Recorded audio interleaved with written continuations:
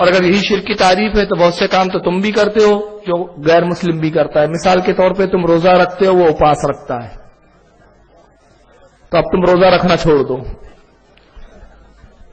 وہ گنگا کا پانی بڑا مقدس سمجھ کے پیتا ہے, تم زمزم مقدس سمجھ کے پیتے ہو, تو اب زمزم پینا بند کر دو. وہ مورتی کا طواف کرتا ہے, تم کعبے کے پتھروں کا طواف کرتے ہو. کعبہ بھی پتھر ہے, وہاں خدا نہیں ہے, کوئی خدا کا طواف نہیں ہو رہا ہے پتھروں کا ہی. وہ مورتی کے سامنے سر جھکاتا ہے, تم کعبے کے پتھروں کے سامنے سر جھکاتے ہو. وہ تیرت پہ جاتا ہے, تم حج پہ جاتے ہو.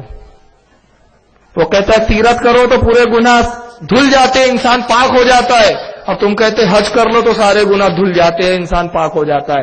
تو کہنے کا تو جو کام وہ کر رہا ہے وہ کام تم بھی کر رہے ہو, اس لیے تم بھی مشرک. لیکن کچھ دنوں کے بعد جب یہی کافرین مکہ آئے اور یہ کہنے لگے, جب انہوں نے یہ دیکھا کہ اسلام دن پہ دن بڑھتا جا رہا ہے تو اس کے علاوہ کوئی راستہ نہیں تھا, اگر کہنے لگے کہ آئے اللہ کے نبی, آئے محمد ابن عبداللہ صلی اللہ علیہ وسلم, ہم چاہتے ہیں کہ 6 مہینے آپ ہمارے معبودوں کی پوجا کر لیں اور 6 مہینے ہم آپ کے رب کی عبادت کر لیتے ہیں, تو ایسا ہو کمپرومائز کر لیتے ہیں. 6 مہینے آپ ہمارے معبودوں کی پوجا کر لیں اور 6 مہینے ہم آپ کے رب کی پوجا کر لیتے ہیں, جھگڑا ہی ختم ہو جائے, نہ ہمارے آدمیوں کو آپ کے لوگ پریشان کریں, نہ آپ کے لوگوں کو ہم پریشان کریں, 6 مہینے پہ کمپرومائز کر لیتے ہیں.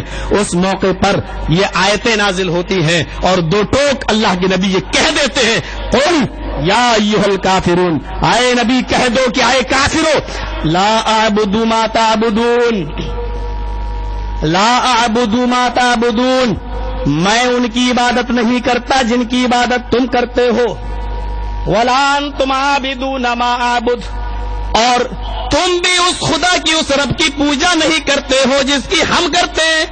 نہ میں کرنے والا ہوں جن کی تم کر رہے ہو, نہ تم کرنے والے ہو جس کی میں کر رہا ہوں. اس لیے ایک فیصلہ کیے دیتا ہوں, لکم دینکم ولی دین, تم اپنے دین پر رہو, ہم اپنے دین پر رہتے ہیں, تمہارے لیے تمہارا دین اور ہمارے لیے ہمارا دین.